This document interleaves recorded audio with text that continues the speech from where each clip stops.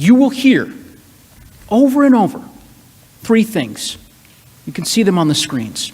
First, what Lead Manager Raskin referred to as the big lie, that the election was stolen, full of fraud, rigged.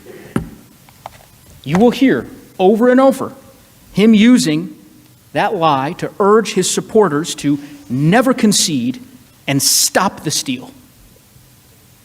And finally, you will hear the call to arms, that it was his supporters' patriotic duty to fight like hell. To do what? To stop the steal. I'd respectfully ask that you remember those three phrases as you consider the evidence today. Election was stolen, stop the steal, and fight like hell, because they did not just appear on January 6th. Let me show you what I mean. Let's start with the big lie. You will see during this trial that the president realized really by last spring that he could lose. He might lose the election. So what did he do? He started planting the seeds to get some of his supporters ready by saying that he could only lose the election if it was stolen. When that failed, he tried to intimidate the Vice President of the United States of America to refuse to certify the vote and send it back to the states. None of it worked. So, what does he do with his back against the wall when all else has failed? He turns back to his supporters who he'd already spent months telling them that the election was stolen, and he amplified it further. He turned it up a notch. He told them that they had to be ready not just to stop the steal, but to fight like hell. Now, some have said that President Trump's remarks, his speech on January 6th, was just a speech. Well, let me ask you this. When in our history has a speech led thousands of people to storm our nation's capital with weapons, to scale the walls, break windows, kill a Capitol police officer? This was not just a speech. It didn't just happen. And as you evaluate the facts that we present to you, it will become clear exactly where that mob came from. Because here's the thing, President Trump's words, as you'll see on January 6th, in that speech, just like the mob's actions, were carefully chosen. Those words had a very specific meaning to that crowd. And how do we know this? Because in the weeks prior to, during, and after the election, he used the same words over and over and over again. You will hear over and over three things. You can see them on the screens. First, what Lead Manager Raskin referred to as the big lie, that the election was stolen, full of fraud, rigged. You will hear over and over him using that lie to urge his supporters to never concede and stop the steal. And finally, you will hear the call to arms, that it was his supporters' patriotic duty to fight like hell. To do what? To stop the steal, to stop the election from being stolen by showing up in this very chamber, to stop you, to stop us. I'd respectfully ask that you remember those three phrases as you consider the evidence today. Election was stolen, stop the steal, and fight like hell, because they did not just appear on January 6th. Let me show you what I mean. Let's start with the big lie. You will see during this trial that the president realized really by last spring that he could lose. He might lose the election. So what did he do? He started planting the seeds to get some of his supporters ready by saying that he could only lose the election if it was stolen. I mean, in other words, really what he did is create a no-lose scenario. Either he won the election, or he would have some angry supporters, not all, but some, who believed that if he lost, the election had to be rigged. And they would be angry because he was telling Americans that their vote had been stolen. And in America, our vote is our voice. So his false claims about election fraud, that was the drumbeat being used to inspire, instigate, and ignite them, to anger them. Watch this clip. Because we're not going to let this election be taken away from us. That's the only way they're going to win it. We're not going to let it happen. It's the only way we can lose, in my opinion, is massive fraud. We all know what happened after that. He lost. He lost the election. But remember, he had that no-lose scenario that I referenced earlier. He told his base that the election was stolen, as he had forecasted. And then he told them, your election has been stolen, but you cannot concede. You must stop the steal. You can't let another person steal that election from you. All over the country, people are together in holding up signs, stop the steal. The Democrats are trying to steal the White House. You cannot let them. You just can't let them. Now, while he's inciting his supporters, he's also simultaneously doing everything he possibly can to overturn the election. First, he begins with the courts, a legitimate avenue to challenge the election. But he ignores all of their adverse rulings when all of his claims are thrown out. Then he moves on to trying to pressure state election officials to block the election results for his opponent, even though he'd lost in their states. You'll hear my fellow managers discuss that in detail. Then he tries to threaten state election officials to actually change the votes, to make him the winner, even threatening criminal penalties if they refused. He had the Justice Department investigate his claims, and even they found no support for those claims. So he tried to persuade some members of his party in Congress to block the certification of his vote with attacks in public forums.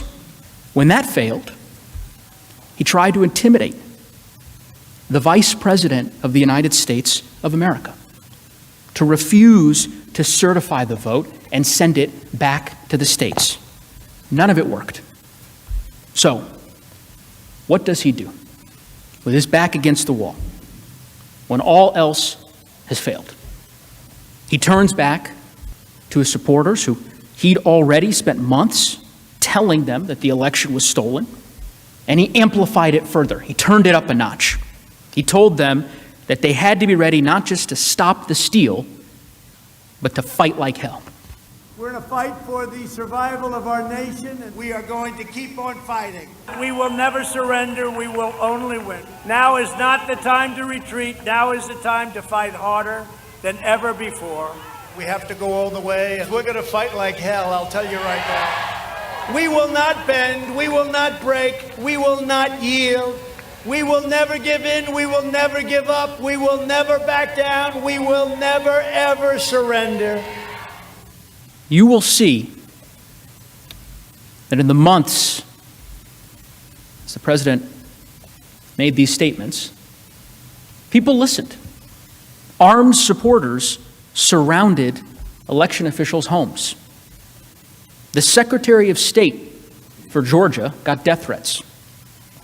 Officials warned the president that his rhetoric was dangerous and it was going to result in deadly violence. And that's what makes this so different, because when he saw firsthand the violence that his conduct was creating, he didn't stop it. He didn't condemn the violence. He incited it further. And he got more specific. He didn't just tell them to fight like hell. He told them how, where, and when. He made sure they had advance notice, 18 days advance notice. He sent his save the date for January 6th. He told them to march to the Capitol and fight like hell. On January 6th, as Lead Manager Raskin said, the exact same day that we were certifying the election results. And what time was that rally scheduled for? The exact same time that this chamber was certifying the election results in joint session. When did he conclude his speech? Literally moments before Speaker Pelosi had gavelled us into session. Many of us were in the House during that joint session of Congress. I was sitting 2 rows behind Leader Schumer and Leader McConnell. I remember it vividly. And as we were standing there, fulfilling our solemn oath to the Constitution, the President was finishing his speech just a couple of miles away. How did he conclude that infamous speech? With a final call to action. He told them to march down Pennsylvania Avenue, to come here, that it was their patriotic duty because the election had been stolen. And when they heard his speech, they understood his words and what they meant because they had heard it before.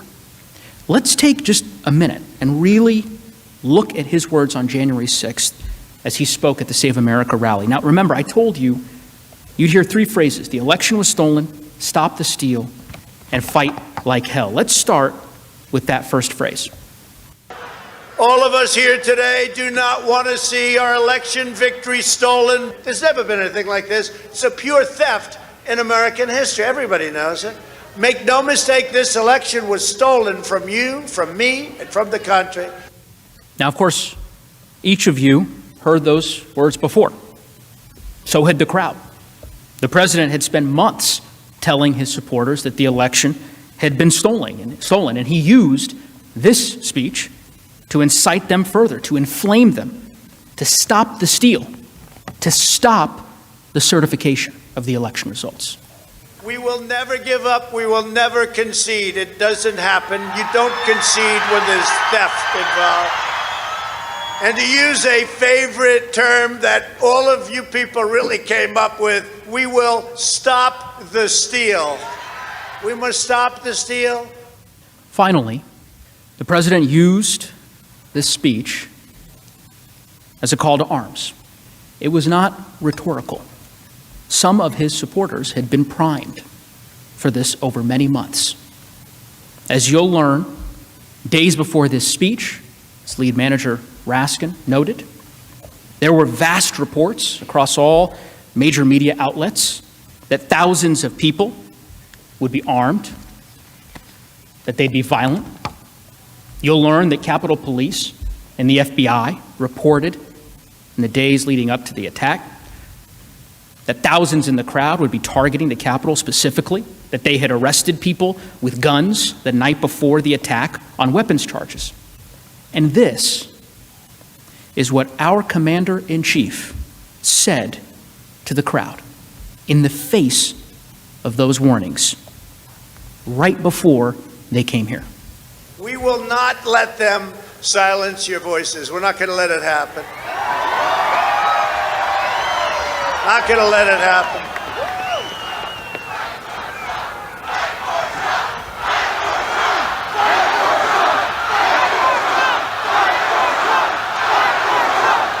Thank you.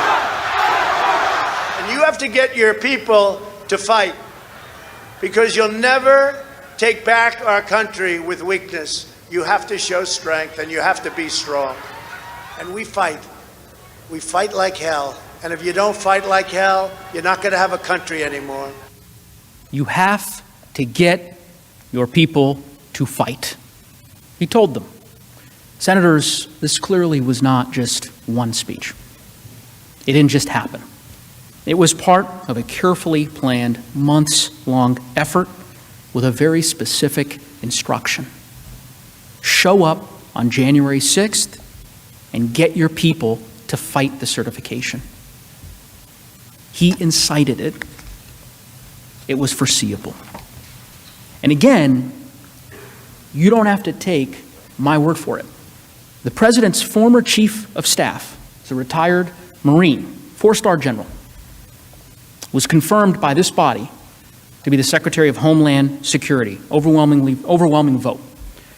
That man was John Kelly. And on the day after the insurrection, he said this. You know, the president knows who he's talking to when he tweets or when he makes statements. He knows who he's talking to, and he knows what he wants them to do. And the fact that he said the things he's been saying, since the election, and encouraging people, no surprise, again, at what happened yesterday. No surprise. Think about that. No surprise. The president had every reason to know that this would happen because he assembled the mob, he summoned the mob, and he incited the mob. He knew when he took that podium on that fateful morning that those in attendance had heeded his words and they were waiting for his orders to begin fighting.